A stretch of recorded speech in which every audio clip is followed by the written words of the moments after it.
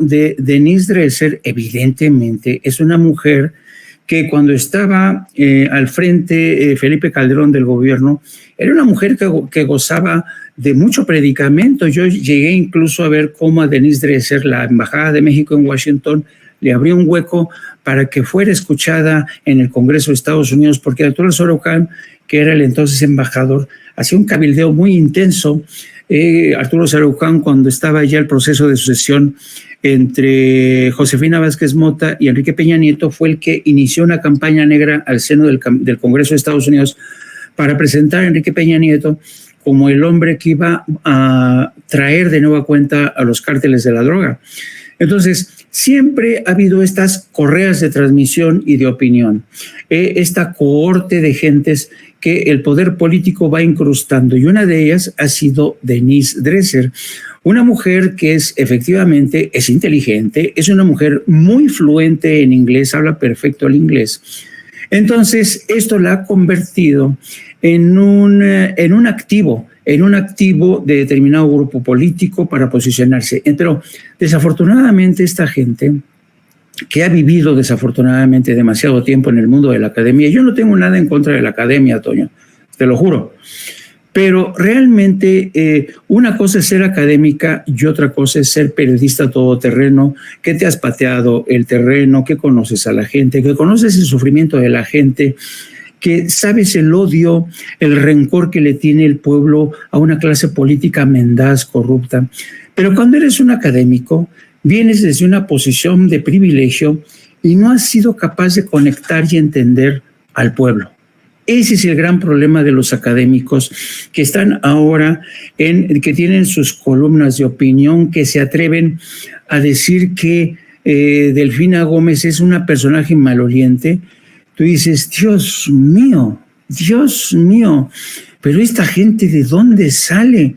Por Dios, ¿cómo faltarle respeto a una mujer como Delfina Gómez, que es una mujer íntegra, que no te imaginas lo que ha hecho? Esta mujer se ha encargado de formar hombres y mujeres desde la primaria para que estos aprendan a ser buenos ciudadanos.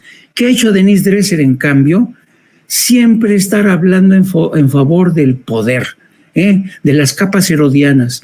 Entonces, yo sí tengo muchísimos issues, como dicen en Estados Unidos, con estos pelmazos, con estos plumíferos que realmente creen que se merecen tener ese espacio de opinión, porque son los que están con derecho a pontificar, a opinar, ¿no? A decir, esto me parece bien y esto me parece mal. Y yo creo que eso es un terrible error de los directores de los medios de comunicación, porque esta gente escribe y le habla a una oligarquía que no tiene nada que ver con el pueblo.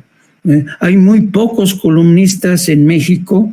Mira, por ejemplo, Manuel Buendía tenía ese gran talento para conectar. Granados Chapa era un personaje realmente muy interesante, un hombre con un enorme empaque intelectual. Era un hombre que te lo encontrabas en el metro y en el metro iba leyendo, iba puntualizando, iba subrayando, muy estudioso de la realidad mexicana, muy informado. Incluso, fíjate, si me apuras, en el plan más exquisito que yo he conocido de los columnistas existió un columnista que firmaba con el sobrenombre, con el seudónimo de Juan María Alponte. Juan María Alponte, pero en la vida real él se llamaba Enrique Ruiz García. Él era un emigrante de España, llegó aquí a México, lo consintió mucho Echeverría, le dio una casa hermosa ahí en la casa de Francisco Sosa. Fue la época en que los intelectuales con Echeverría recibían prebendas, casas, viajes, dinero, porque Echeverría era muy listo y sabía que era muy importante tener de tu lado a los intelectuales.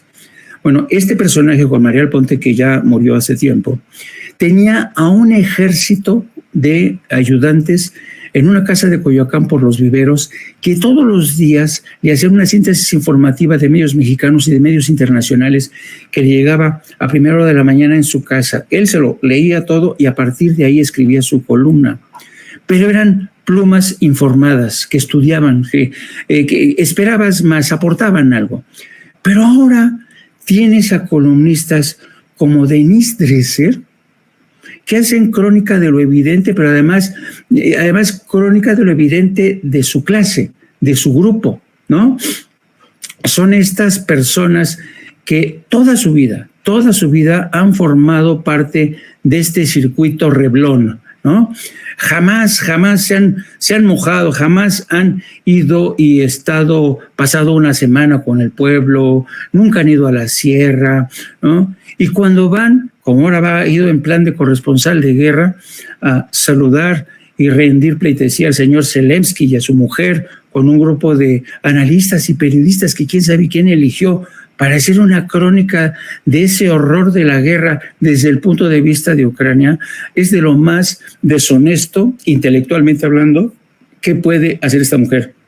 Yo creo que Denise Dresser se ha ganado por derecho propio un lugar muy especial dentro de estos deshonestos, dentro de estos intelectuales deshonestos, a quienes no les importa torcer la verdad, les encanta, les pierde, les fascina la exquisitez, ¿sabes? Este tipo de personajes como Denise Dresser se quieren comportar como Ernest Hemingway, quieren ser considerados los Ernest Hemingway, pero sin haber jamás trabajado a brazo partido para, como hizo Ernest Hemingway, comprarse escopetas e irse de casa, comprarse una barcaza para ir a pescar ellos mismos.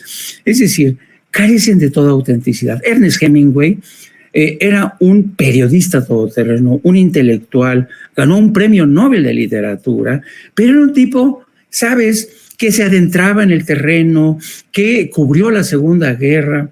Pero estos personajes no merecen en absoluto para nada mis respetos. Son de estos que practican, como diría Pigmenio Ibarra, el periodismo de oídas, a trasmano, información a trasmano. Pero, ¿sabes? Esta gente que forman parte de la misma cuerda, una cuerda establecida por el poder, ¿no? En el caso del PAN, que fue poniendo a Leo Zuckerman, a Denise Dresser y así, fueron prodigando a cada cual porque era de donde sacaban su dinero. Cuando no era el PRI, era el PAN. Así es que yo creo que esa es una de las asignaturas pendientes que tiene el periodismo. Necesitamos columnistas, mira, por ejemplo, columnistas que a mí me encantan porque son de estos periodistas que les crees. Pedro Miguel es un columnista fabuloso. Ha sido reportero, ¿sabes? Se ha pateado la calle y cuando escribe lo hace, tiene una prosa. Pedro Miguel. Hermann Bellinghausen, otro periodista, otro gran periodista que es un gran escritor. Luis Hernández Navarro. En fin, hay muchos periodistas que escriben infinitamente mejor que esta mujer.